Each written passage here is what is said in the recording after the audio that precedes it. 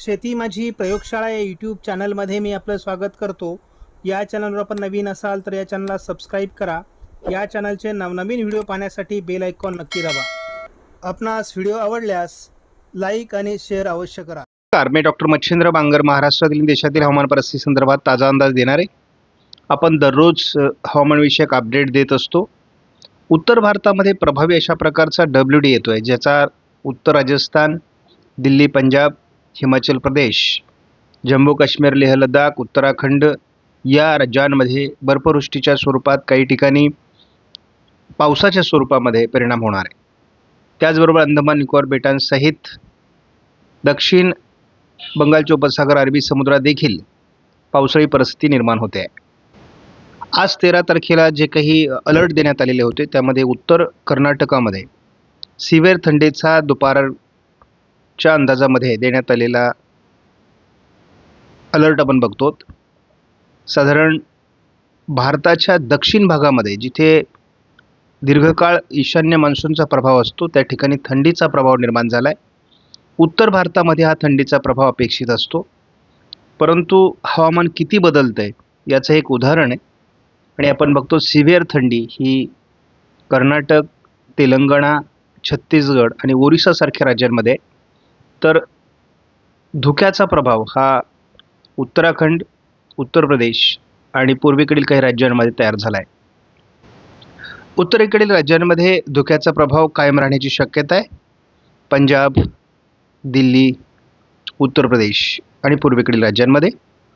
तर कर्नाटक आणि तेलंगणामध्ये थंडीची लाट कायम राहील. त्याचा महाराष्ट्रात जरी थंडीची लाट दाखवली नसली तरी परिणाम राहण्याची शक्यता आहे.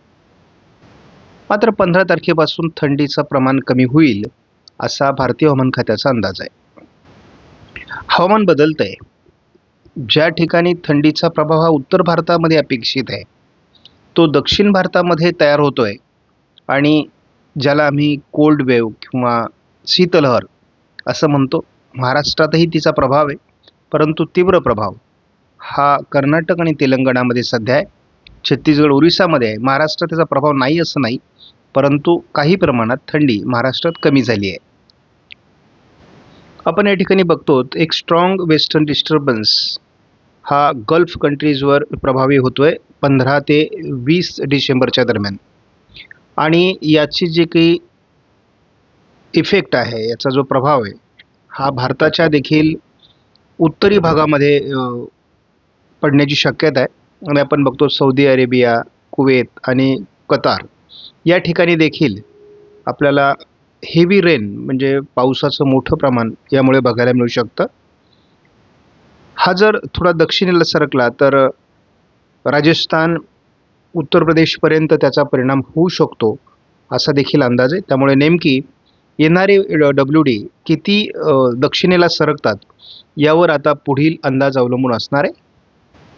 आणि आपण एक असं बघतो की साधारण 16 ते 18 डिसेंबरच्या दरम्यान ईस्टर्ली वेव्ज म्हणजे पूर्वेकडून येणारे जे वारे आहेत हे अंदमानाच्या भागावर प्रभावी ठरणार आहेत.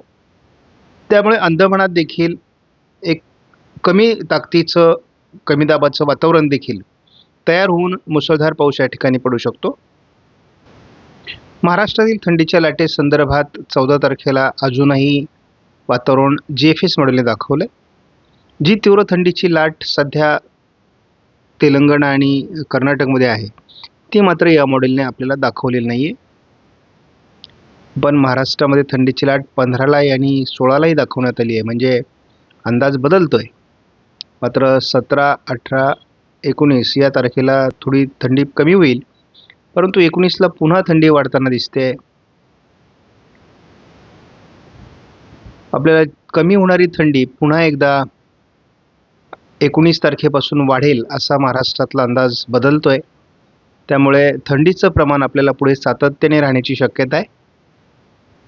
त्यामुळे कडाक्याची थंडी आपल्याला डिसेंबरमध्येही जाणवेल असं दिसतंय. हा पावसाचा अंदाज आपण केवळ उत्तर भारत आणि दक्षिण भारतामध्ये म्हणजे खास करून अंदमानात होत असलेले हवामान बदल याच्यासाठी बघत असतो. आणि ते धावत्या स्वरूपामध्ये आपण यामध्ये बघतो की अंदमान ते श्रीलंकेच्या दरम्यान वातावरण असते.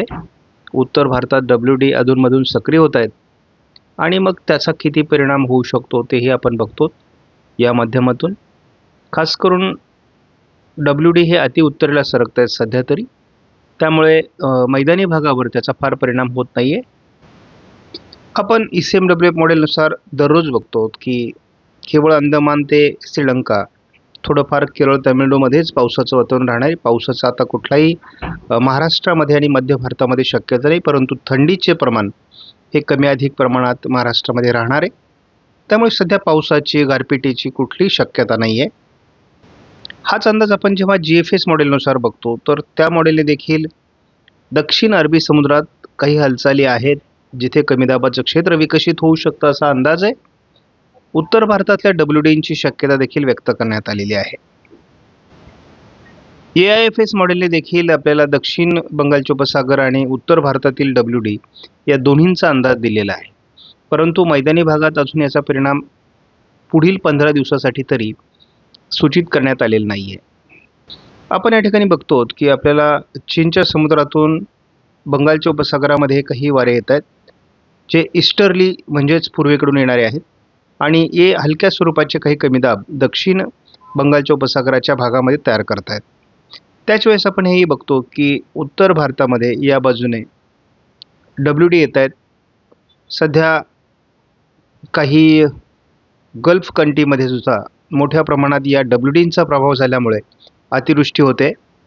तर सध्या आपण बघतो अफगाणिस्तान, पाकिस्तान, कुवेत या काही भागामध्ये, सौदी अरेबिया, मोठ्या प्रमाणात हे वातावरण निर्माण होते आणि हळूहळू ते उत्तर भारताच्या दिशेने देखील परिणाम करण्याची भविष्यात शक्यता आहे.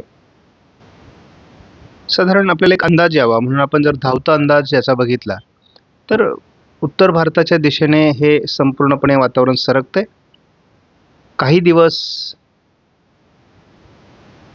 याचा परिणाम आपल्याला उत्तर भारतातील काही राज्यांमध्ये, म्हणजे खास करून जम्मू काश्मीर, लेह लडाख, उत्तराखंड, हिमाचल प्रदेश, पंजाब, हरियाणामध्ये याचा थोडा परिणाम जाणवण्याची शक्यता आहे. साधारणपणे पुढील काही दिवसामध्ये, म्हणजे 15 दिवसाचा जरी कालावधी आपण म्हटलं तरी सशक्त अशा प्रकारचे, ताकदवर अशा प्रकारचे WD उत्तर भारताच्या दिशेने सरकू शकतात. त्याच वेळेस आपण हेही बघतो की साधारणपणे 15 ते 18च्या दरम्यान अंदमान निकोबार बेटांच्या दरम्यान देखील कमी दाबाचं क्षेत्र विकसित होऊ शकतं आणि हलक्या स्वरूपात ते केरळ, तामिळनाडूवर परिणाम करू शकतं असा देखील अंदाज आहे. त्यामुळे उत्तर भारतातील WD आपल्याला अतिशय महत्त्वाचे आहेत, कारण तेच खरा हवामानातील बदल घडवणार आहे. कारण दक्षिण भारतातील पावसाचा परिणाम हे केवळ 1-2 राज्यांमध्ये होईल, परंतु उत्तर भारतातील WD हे किती प्रमाणात बर्फवृष्टी करतात त्यावर पुढील थंडीचं वातावरण अवलंबून असणार आहे. आणि एकूण असं दिसतंय की आपल्याला डिसेंबरमध्ये थंडी बऱ्यापैकी सातत्य ठेवून राहील. महाराष्ट्रामध्ये थंडीची लाट जरी आपल्याला जाणवली नाही, तरी थंडीचं प्रमाण हे खूप जास्त असणार आहे. म्हणजे 10 अंश ते 11 अंशाच्या आजूबाजूने थंडी असणार आहे. थोडंफार काही ठिकाणी ते प्रमाण 10च्या खाली जाऊ शकतं. त्यामुळे तुरळक ठिकाणी आपल्याला थंडीची लाट, तर इतर ठिकाणी थंडीचा प्रभाव जाणवणार आहे. आणि हा जवळपास आपल्याला पुढे सातत्याने जाणवत राहण्याची शक्यता आहे. म्हणजे यावर्षी डिसेंबरचा बहुतांश काल हा थंडीचा असण्याची शक्यता आहे. त्यामुळं त्या दृष्टीने आपल्या शेतीच्या कामांचं नियोजन शेतकऱ्यांनी करणं आवश्यक आहे.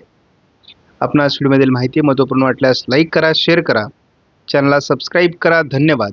जय हिंद, जय महाराष्ट्र, जय बळी.